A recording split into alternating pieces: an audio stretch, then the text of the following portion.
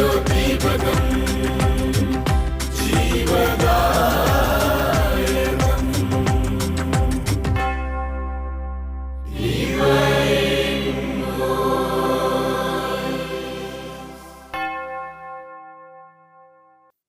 ഈശോ മിശിഹായിൽ ഏറ്റവും സ്നേഹം നിറഞ്ഞ മാതാപിതാക്കന്മാരെ, പ്രിയ സഹോദരി സഹോദരന്മാരെ, കുഞ്ഞുമക്കളെ, എല്ലാവരെയും ഒത്തിരി സ്നേഹത്തോടെ ഡിവൈൻ വോയിസ് വചന ശുശ്രൂഷയിലേക്ക് സ്നേഹത്തോടു കൂടെ സ്വാഗതം ചെയ്യുകയാണ്.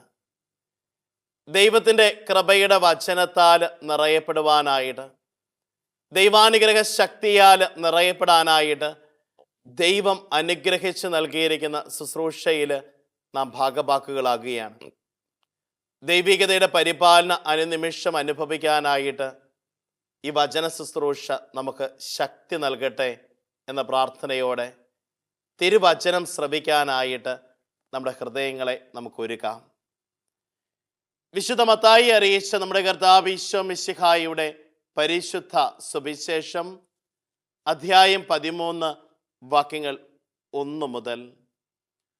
അന്ന് തന്നെ യേശു ഭവനത്തിൽ നിന്ന് പുറത്തു വന്ന് കടൽ തീരത്ത് ഇരുന്നു. വലിയ ജനക്കൂട്ടങ്ങൾ അവൻ്റെ അടുത്തു വന്നു.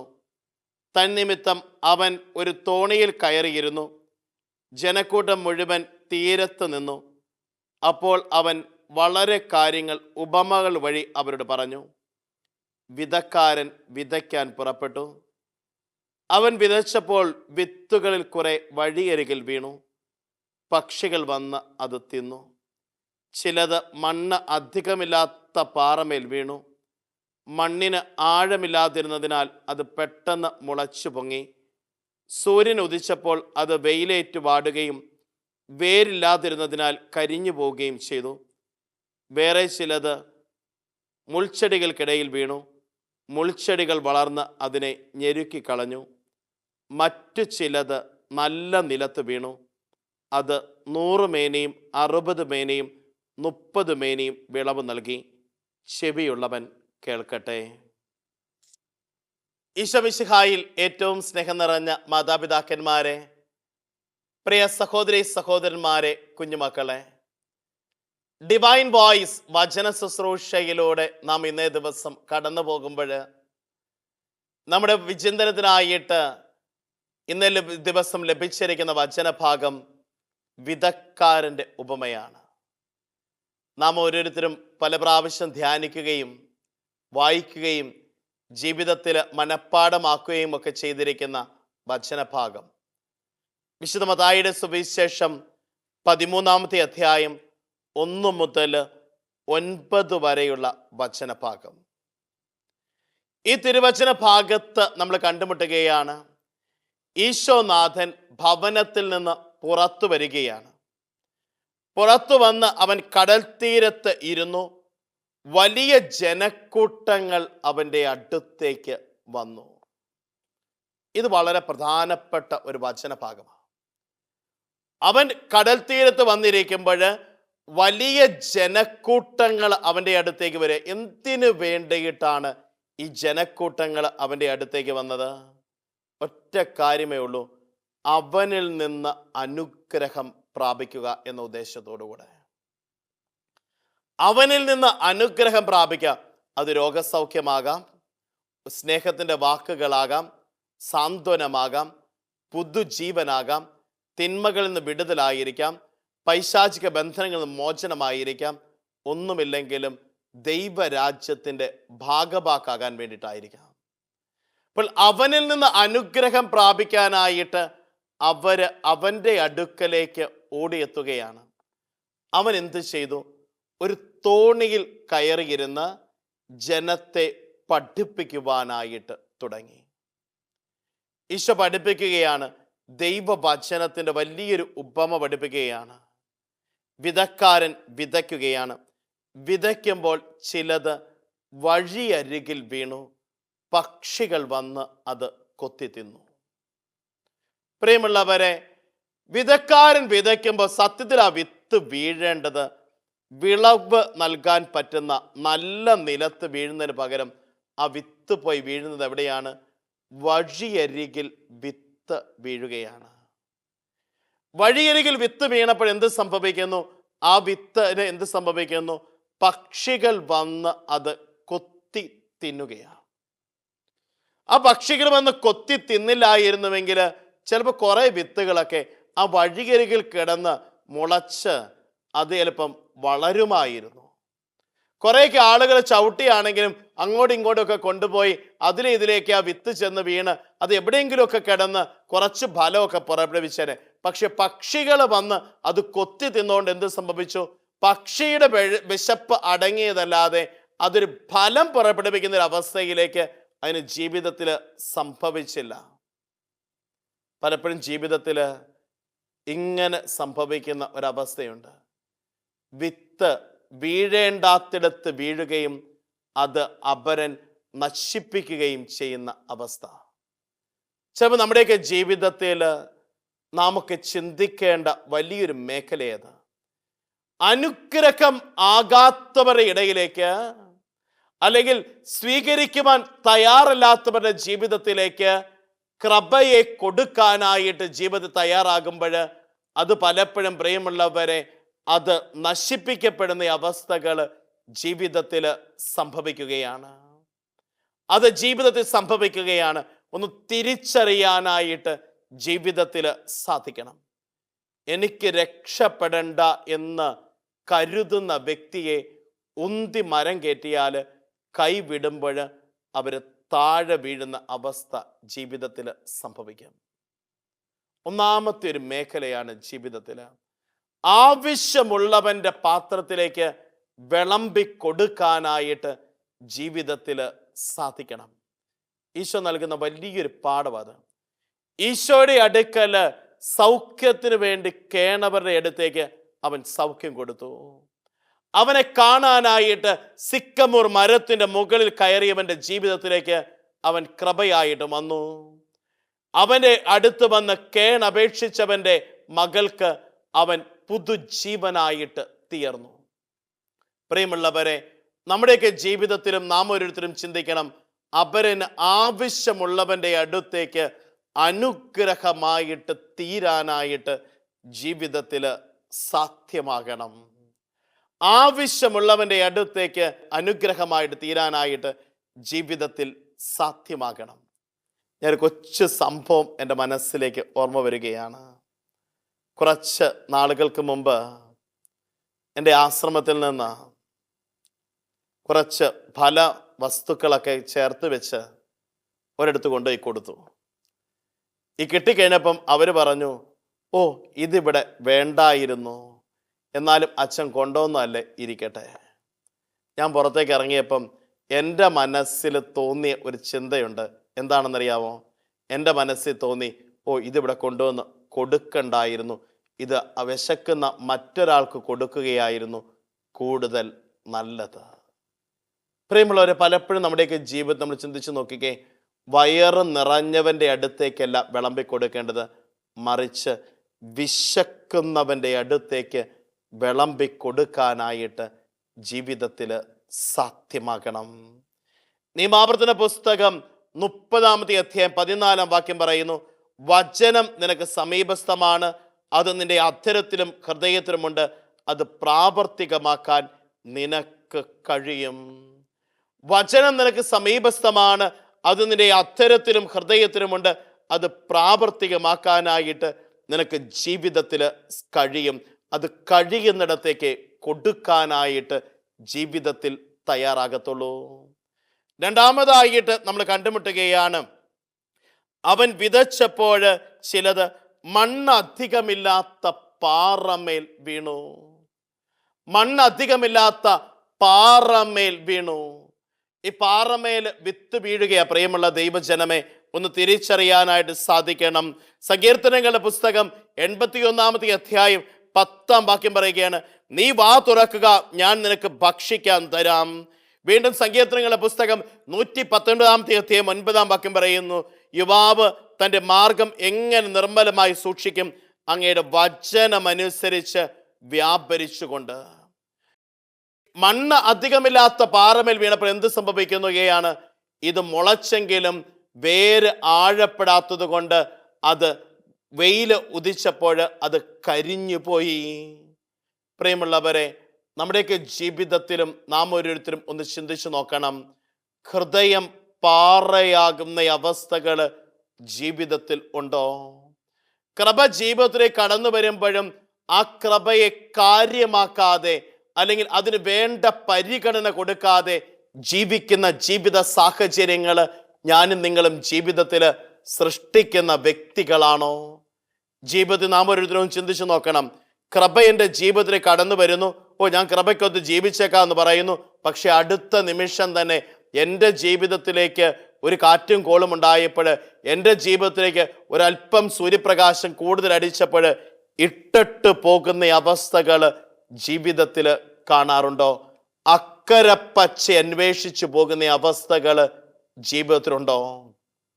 പലപ്പോഴും ജീവിതത്തിൽ അതാണ്, സൗഭാഗ്യങ്ങളുടെ പിന്നാലെ മാത്രം പരക്കം പായുന്നവർ.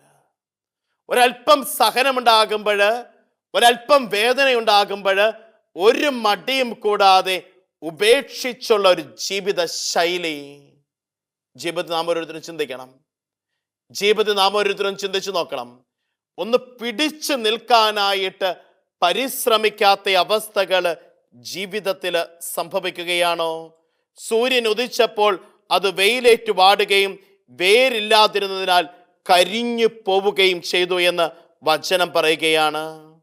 നമ്മുടെയൊക്കെ ജീവിതത്തിൽ നാം ഓരോരുത്തരും ചിന്തിക്കണം. എൻ്റെ സ്വാർത്ഥതകളുടെ പിന്നാലെ ഒരിടത്തുനിന്ന് മറ്റൊരിടത്തേക്ക് ഓടുന്ന വ്യക്തിയായിട്ട് ജീവിതത്തിൽ ഞാൻ മാറുന്നുണ്ടോ? ജീവിതത്തിൽ നാം ഓരോരുത്തരും ചിന്തിച്ചു നോക്കണം. എൻ്റെ സ്വാർത്ഥതകളുടെ പിന്നാലെ ഒന്നിനെയും ആഴപ്പെടാനായിട്ട്, ഒന്നിനോടും പ്രതിബദ്ധതയില്ലാത്തവരായിട്ട്, ഒന്നിനോടും ആത്മാർത്ഥതയില്ലാത്തവരായിട്ട് ജീവിക്കുന്ന ജീവിത ശൈലികൾ ജീവിതത്തിൽ സംഭവിക്കുന്നുണ്ടോ? വീണ്ടും നമ്മൾ കണ്ടുമുട്ടുകയാണ്. വേറെ ചിലത് മുൾച്ചെടികൾക്ക് ഇടയിൽ വീണു. മുൾച്ചെടികൾ വളർന്നപ്പോൾ അത് ഈ ചെടിയെ ഞെരുക്കിക്കളഞ്ഞു. പ്രിയമുള്ള ദൈവജനമേ, ജീവിതത്തിൽ ഒന്ന് ചിന്തിച്ചു നോക്കണം. എൻ്റെ ഹൃദയമാകുന്ന നിലത്ത് വിത്തിനോടൊപ്പം മുൾച്ചെടികളും വളരാനായിട്ട് ഞാൻ അനുവദിക്കുന്നുണ്ടോ? ചില മുൾച്ചെടികളൊക്കെ വെട്ടിക്കളയാനായിട്ട്, ചില മുൾച്ചെടികളൊക്കെ വേരോടുകൂടെ പറിച്ചെറിയാനായിട്ട് ഞാൻ എൻ്റെ ഹൃദയ വയലിൽ ഞാൻ തയ്യാറാകുന്നുണ്ടോ? ഇവയൊന്ന് പറിച്ചെറിഞ്ഞുകൊണ്ട് ഒന്ന് വിശുദ്ധീകരിക്കുവാനായിട്ട് എൻ്റെ ജീവിതത്തിൽ എനിക്ക് സാധിക്കുന്നുണ്ടോ? സങ്കീർത്തനങ്ങളുടെ പുസ്തകം 119 സങ്കീർത്തനം 11 വാക്യം പറയുകയാണ്, അങ്ങേക്കെതിരെ പാപം ചെയ്യാതിരിക്കേണ്ടതിന് ഞാൻ അങ്ങയുടെ വചനം ഹൃദയത്തിൽ സൂക്ഷിച്ചിരിക്കുന്നു. വീണ്ടും 119 സങ്കീർത്തനം 24 വാക്യം പറയുകയാണ്, അവിടുത്തെ കൽപ്പനകളാണ് എൻ്റെ ആനന്ദം, അവയാണ് എനിക്ക് ഉപദേശം നൽകുന്നത്. അവിടുത്തെ കൽപ്പനകളാണ് എനിക്ക് ആനന്ദം, അവയാണ് എനിക്ക് ഉപദേശം നൽകുന്നത്. പ്രിയമുള്ളവരെ, മുൾച്ചെടികൾ ഞെരുക്കിക്കളയുന്ന അവസ്ഥകൾ ചിലർക്കുണ്ട്. ഈ വേദനയിലും സഹനത്തിലും അല്ലെങ്കിൽ ഈ ഞെരുക്കലിലും ഒക്കെ ഒരു സന്തോഷം കണ്ടെത്തുന്നവർ, ഒരു നെഗറ്റീവ് സന്തോഷം.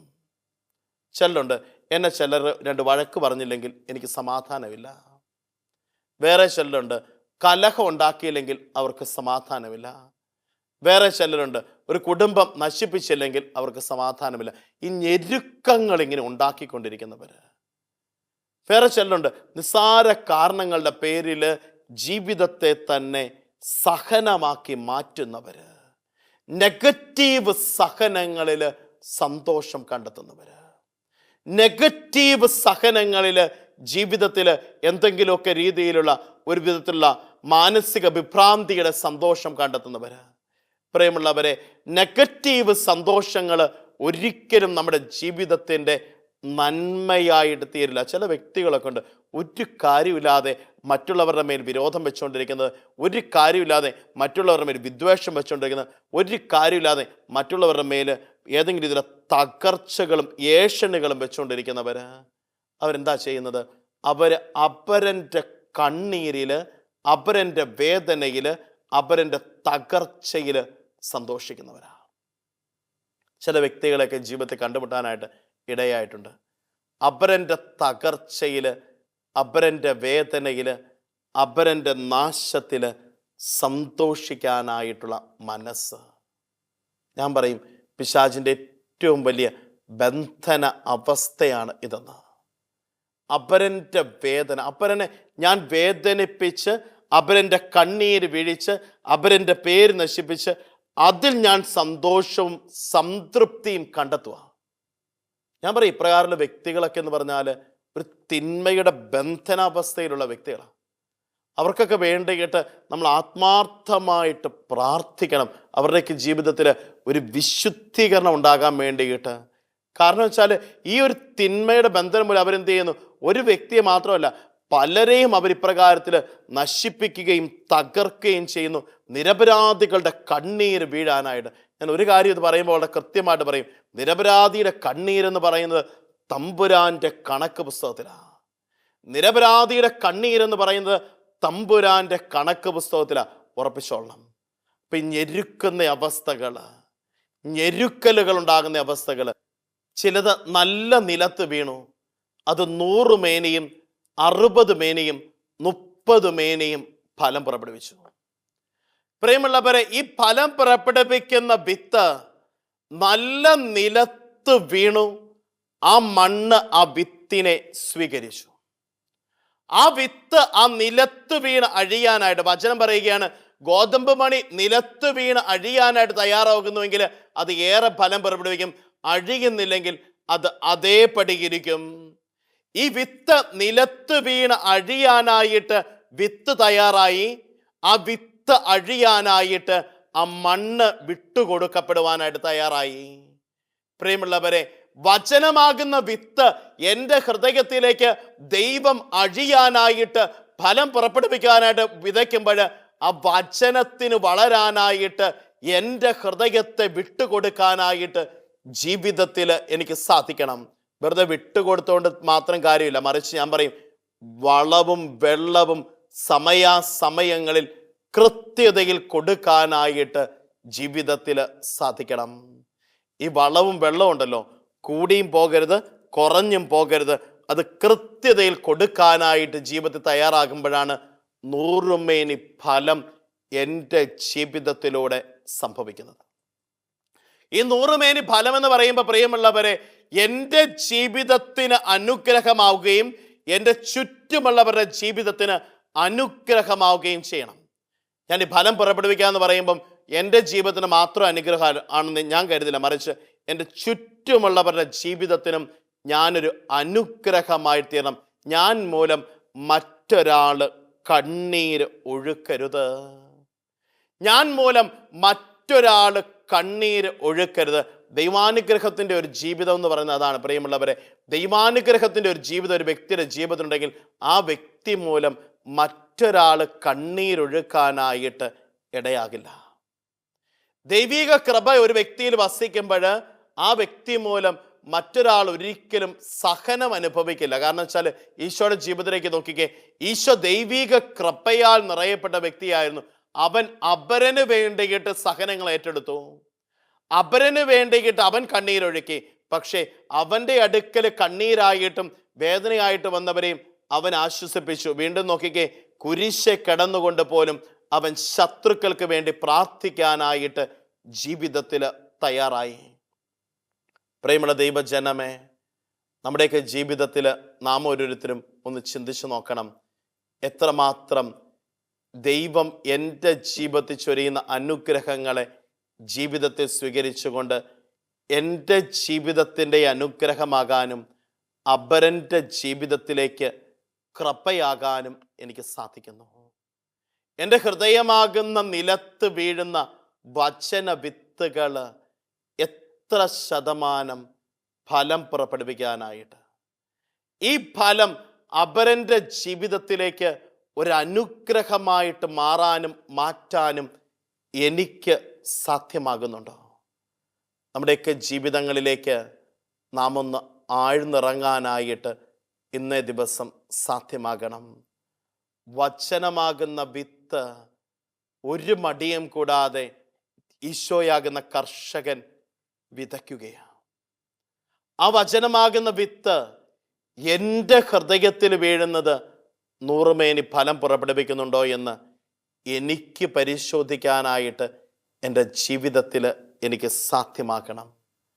അതിന് ഞാൻ എൻ്റെ ജീവിതത്തെ ഒന്ന് സമർപ്പിക്കാനായിട്ട് ജീവിതത്തിൽ പറ്റണം.